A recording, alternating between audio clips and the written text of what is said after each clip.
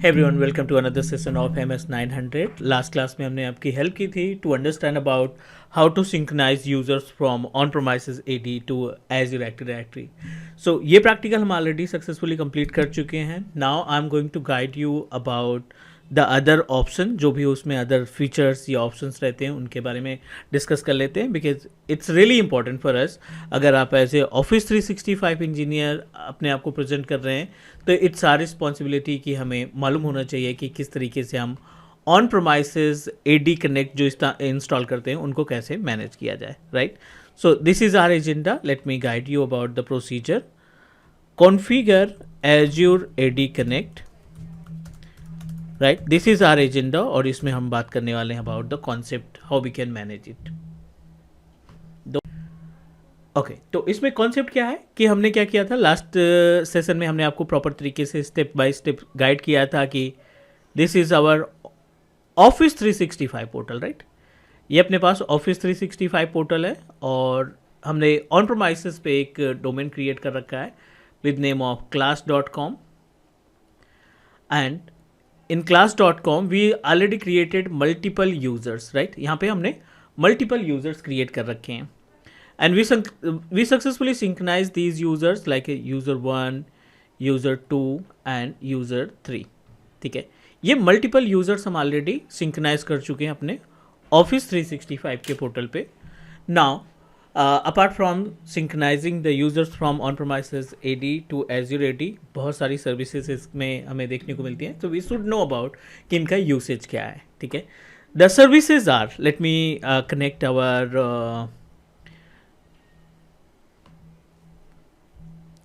on-premises domain as well because it's really important to know about the practical part.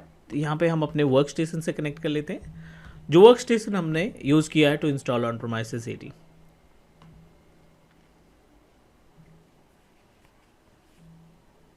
ठीक है, this is our on premises active directory domain services, जिसको हमने synchronise कर रखा है office 365 के portal से.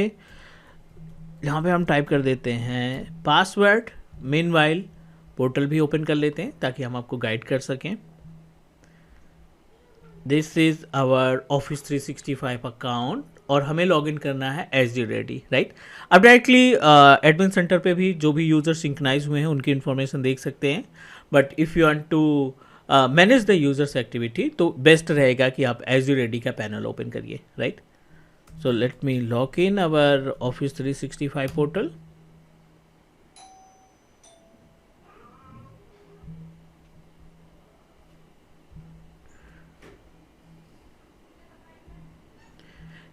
ठीक है, this is our office 365 portal and हम यहाँ पे लॉगिन कर रहे हैं अपने एज्योर एडी की सर्विसेज को. And we will check the configuration, means जो एक्टिविटी हमने मैनेज किया ऑन प्रोमाइसेस पे, जो एडी के यूज़र्स ऑन प्रोमाइसेस पे तैयार किए हैं वो हमारे यूज़र्स यहाँ पे दिखने चाहिए. Meanwhile let me show you, ये हमारा एज्योर एडी कनेक्ट का टूल है जो हमने इंस्टॉल किया था और इसी टूल के थ्रू हमने सभी यूज़र्स को सिंक्रोनाइज कर रखा है. विंडो प्लस आर DSA.MSC जो रीडायरेक्ट करेगा आपको active directory users and computers पे. DSA.MSC को लॉगिन करा लेते हैं, ओपन करा लेते हैं. ये हमें गाइड कर देगा कि कितने नंबर ऑफ यूजर्स हमारे पास ऑलरेडी अवेलेबल हैं. ABC यूज़र है, एज्योर यूज़र है, GCP है और HR के अंदर हमने AWS यूज़र क्रिएट कर रखा था. ठीक है, और ये सभी यूज़र्स हमारे अवेलेबल होने चाहिए ऑन ऑफिस 365 जो हमारा एडमिन सेंटर है. यहाँ पे अगर हम देखेंगे तो जितने भी यूज़र्स हैं वो यहाँ पे हाईलाइट होने चाहिए. तो ये प्रैक्टिकल ऑलरेडी हम परफॉर्म कर चुके हैं. Actually I wanted to describe about the component of Azure AD. Basically जो एजेंडा है इस क्लास का, इसमें हम आपकी हेल्प करने वाले हैं to understand about the components or services of Azure AD connect. तो वो कौन कौन सी सर्विसेज हैं जो हमारी हेल्प करती हैं, लेट मी गाइड यू. बहुत सारे सर्विसेज हैं जो इम्पॉर्टेंट है हर एक ऑफिस 365 इंजीनियर को जानने के लिए. द सर्विसेज आर, ठीक है, द सर्विसेज आर, सबसे पहले हम बात करने वाले हैं यहाँ पे. सबसे पहले बात करेंगे हम अबाउट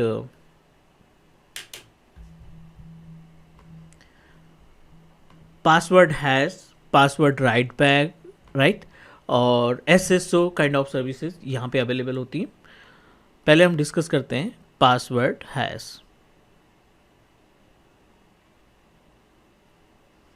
ठीक है. The first one is password hash synchronisation.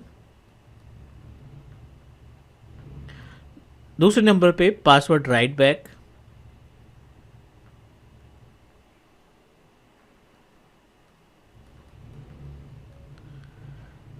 And we should know about the usage of SSO. तीसरा ऑप्शन है अपने पास सिंगल साइन ऑन. और then will discuss about custom user synchronization. ठीक है, custom users synchronization. And then we'll discuss about custom UPN, user principal name. I'm talking about custom UPN, suffix,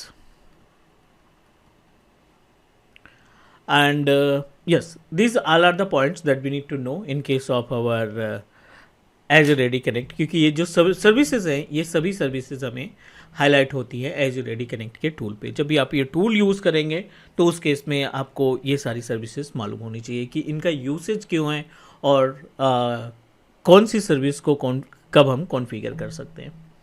so this is our agenda. Let me check. Before that I will help you to understand about password hash और password write back के बारे में बात करते हैं. So this is the logical activity. Password hash की बात करें यहाँ पे, तो password hash in the sense जब आप ऑन प्रोमाइसेस AD पे यूज़र क्रिएट करते हैं, सो इट्स आवर रिस्पॉन्सिबिलिटी कि हम उस यूज़र को कुछ ना कुछ पासवर्ड असाइन करें. Right, it's mandatory to provide the password. Password hash क्या करता है, ये पासवर्ड को सिंक्रोनाइज करता है अपने Azure AD के पोर्टल पे. ऑन प्रोमाइसेस AD class.com के नाम से क्रिएट किया था, उसमें कुछ यूज़र क्रिएट किए, तो उस यूज़र के पासवर्ड को कॉन्फ़िगर करने की रिस्पॉन्सिबिलिटी, सिंक्रोनाइज करने की रिस्पॉन्सिबिलिटी पासवर्ड हैश सिंक्रोनाइजेशन की होती है. This is the agenda. Second important point, password write back की बात करें. पासवर्ड राइट बैक क्या करता है, just opposite of password hash synchronization. अगर आप एज्योर पोर्टल से मीन्स Azure AD से यूज़र के पासवर्ड को रीसेट करते हैं, ठीक है ना, यूज़र के पासवर्ड को रीसेट किया आपने, वो पासवर्ड अगर आप ऑन प्रोमाइसेस पे सिंक्रोनाइज करना चाहते हैं तो पासवर्ड राइट बैक आपकी हेल्प करता है. ठीक है, then password write back service can help us.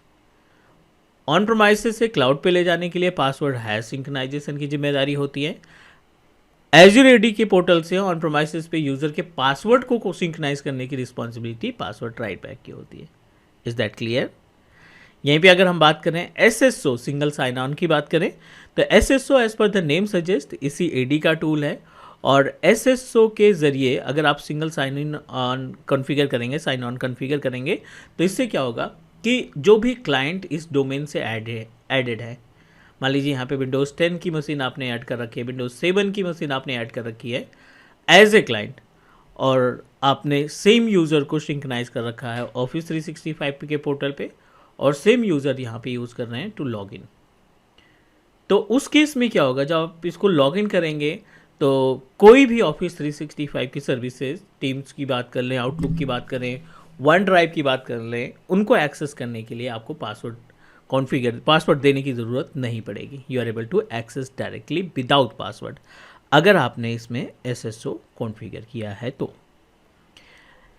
As it is custom user synchronization. The meaning of custom user synchronization बहुत ही सिंपल सा कॉन्सेप्ट है. 50 यूज़र आपने बना रखे हैं, यू क्रिएटेड 50 यूज़र्स, और you don't want to synchronize all the users. आप इसमें से सभी यूज़र्स नहीं सिंक्रोनाइज करना चाहते, you wanted to synchronize only 25 users. आप इसमें से 25 यूज़र्स सिंक्रोनाइज करना चाहते हैं.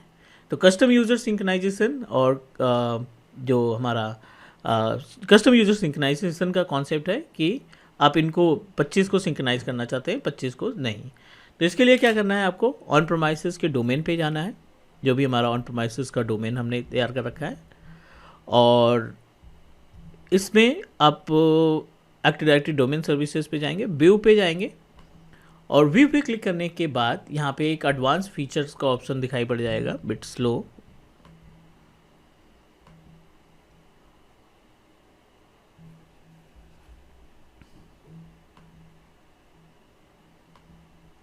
व्यू के ऑप्शन पे जाने के बाद एडवांस्ड फीचर पे क्लिक करेंगे। एडवांस फीचर्स को एक्टिवेट करने के बाद आप देखिए यहाँ पे एक ऑप्शन दिखाई पड़ रहा है lost and found. This is the built in OU, एक तरीके का बिल्ट इन ऑर्गेनाइजेशनल यूनिट है।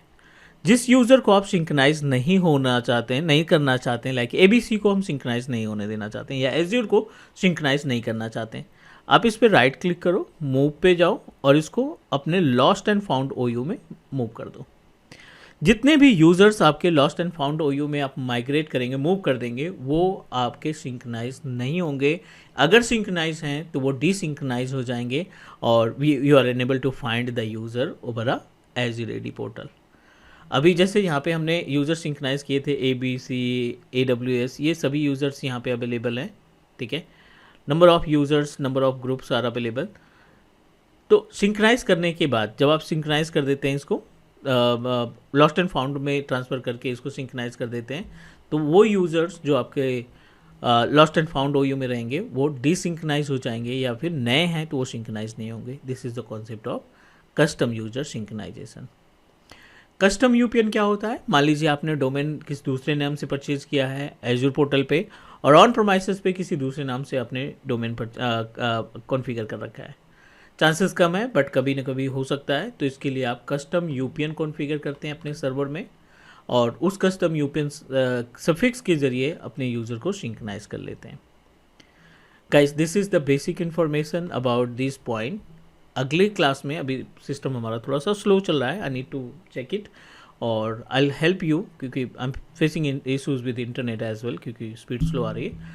I definitely resolve the issue and create a video for practical of these points.